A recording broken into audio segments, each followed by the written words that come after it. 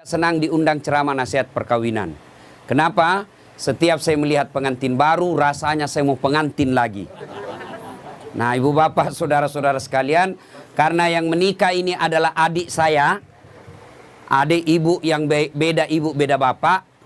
Andai saja saya tidak bersaudara hanya karena tidak dilahirkan oleh perut yang sama, tapi dalam prinsip-prinsip kehidupan persaudaraan, rasanya saya adik saya. Makanya saya datang di tempat ini. Pun bapak ibu kalau melihat ceramah-ceramah saya di YouTube, itulah karyanya si Ali. Di sini dipanggil rupanya VJ. Saya panggilnya Ali. Ya, ibu bapak, saudara-saudara sekalian. Kesempatan ini saya ingin sampaikan beberapa nasihat. Bukan nasihat ustadz, tapi nasihat agama. Yang pertama, kedua mempelai. Nikah, luruskan niat.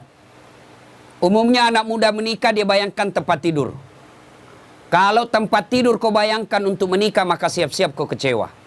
Kenapa? Nikmatnya itu hanya sementara. Begitu sebentarnya yang namanya tempat tidur, maka disebut bulan madu. Tidak dikatakan tahun madu. Karena sebentar saja. Maka Nabi katakan nikahilah seseorang karena 4 hal. Yang pertama, nikahi kalau dia laki-laki, Ali, nikahi dia karena kecantikannya. Ini penting cantik. Kenapa? Hampir 24 jam di depan kita. Baru bangun dia. Mau tidur dia lagi di depan kita. Mau makan ada lagi nih di depan kita. Pulang kantor dia lagi. Jadi kalau jelek, cepat kita bosan. Maka penting itu cantik. Ternyata cantik tidak boleh menjadi ukuran utama. Kenapa? Cantik ada batasnya. Bahkan zaman digitalisasi sekarang ini bisa jadi cantik di YouTube, cantik di Instagram, cantik di Facebook, ternyata aslinya hancur. Kenapa? Ada kamera 360. Putih mukanya, hitam lehernya. Cantik memang dia kalau di Facebook, tapi ketika diketemu aslinya jelek. Maka kecantikan ada batasnya. Okelah original kecantikannya. Sweet 17 kau cantik, 20 tahun kau cantik, 17 tahun kau cantik, tapi balik itu angka 17. 71 masih cantik, enggak lagi. Biar kau pakai dandanan apa, kalau sudah keriput hancur itu cantiknya.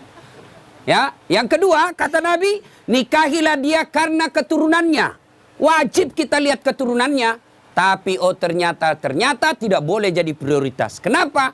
Ada orang bapaknya Nabi, anaknya pengkhianat. Anaknya Nabi Nuh. Ada orang bapaknya pengkhianat, anaknya jadi Nabi Ibrahim alaihissalam. Boleh melihat keturunannya, tapi tidak boleh menjadi prioritas. Kenapa? Karena ada orang bapaknya ulama, anaknya jadi penipu. Yang ketiga kata Nabi, nikahilah seseorang karena kekayaannya. Penting ini kekayaan.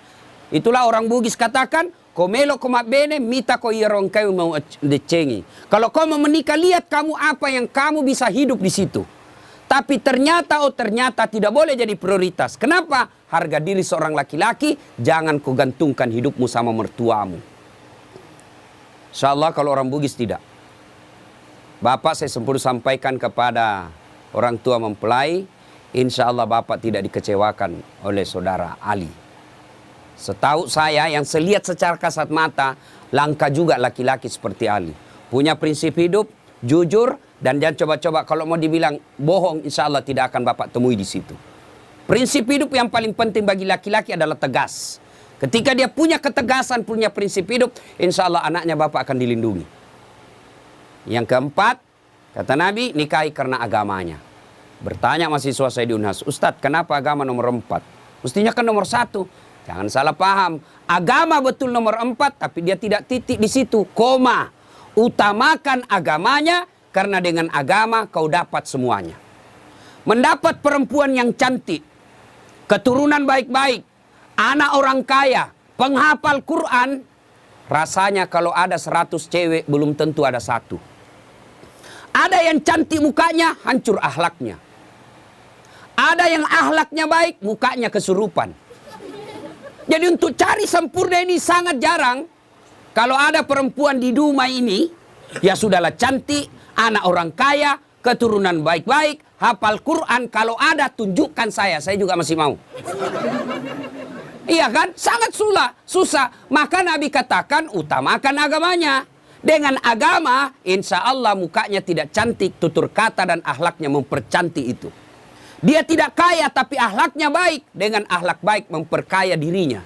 Dia tidak terlalu keturunan baik-baik tapi dia sendiri yang baik agamanya, maka dia akan memperbaiki keluarganya.